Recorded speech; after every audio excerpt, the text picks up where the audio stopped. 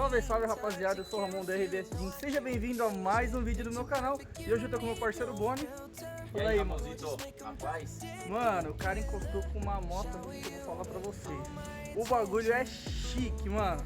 Chique. E aí, Boni? E esse brinquedo aí? Já era, né? Agora é só pista, né, mano? Cê é louco. Vou mostrar pra vocês aqui, ó. Se liga na naveira do moleque, mano.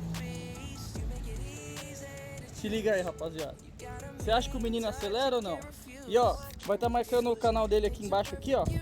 Segue lá, se inscreve no canal, deixa o like, famoso joinha e não se esqueça de deixar aqui também, tá? Se liga aí, ó. Boni Street Trip.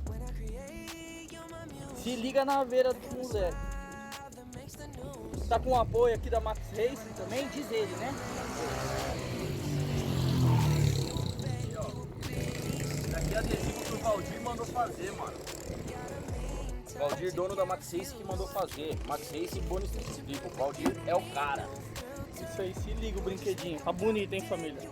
E aí, e aquele desafio que a gente marcou de fazer? Agora já era, né, mano? Como Não, é que vai ficar andando na estrada com isso aí? Não, mas você falou que era minha garupa 200 por hora. Olha lá, ó. E a garupa? Ah, é? Não tem. Não tem mais garupa, mano. Agora lascou, mano. Mas ainda vai ter que fazer esse desafio aí. Como é que vai fazer? Vai, né? Que nós pule do avião sem asa, né?